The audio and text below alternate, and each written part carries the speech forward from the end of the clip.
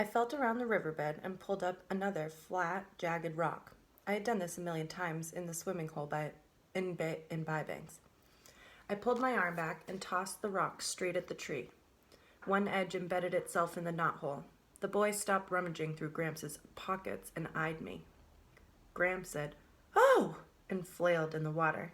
She reached down and pulled up a snake and gave Gramps a puzzled look. "It's a water moccasin, isn't it?" she said. "It's a poisonous one, isn't it?" The snake slithered and wriggled, straining toward the water. "I do believe it has had a snack out of my leg." She stared at Gramps.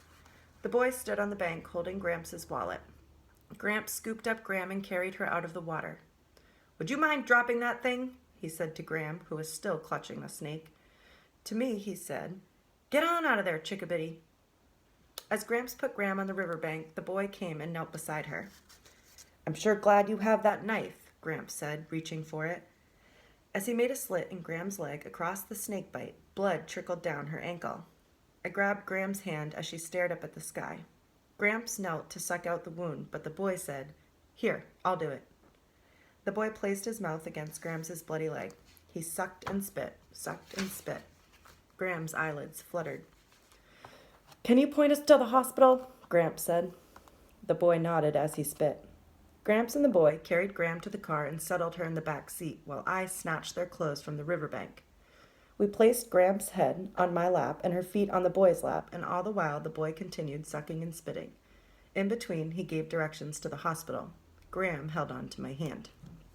Gramps, still in his boxer shorts and dripping wet, carried Gram into the hospital. The boy's mouth hovered over her leg and the whole time sucking and spitting. Gram spent the night in the hospital. In the waiting room, the boy from the riverbank sprawled in a chair. I offered him a paper towel.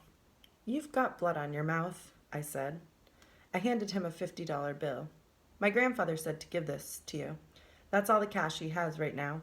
He said to tell you thanks. He'd come out himself, but he doesn't want to leave her." He looked at the $50 bill in my hand. "I don't need it." "You don't have to stay," I said. He glanced around the waiting room. "I know it." He looked away and then said, "I like your hair. I was thinking of cutting it." "Don't."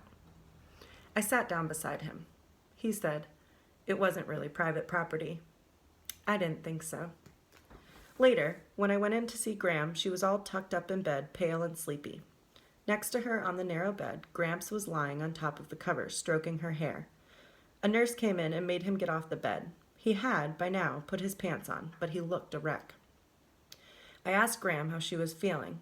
She blinked her eyes a few times and said, "Piddles." Gramps said, "They must have given her something. She doesn't know what she's saying." I leaned down and whispered in her ear, "Gram, don't leave us."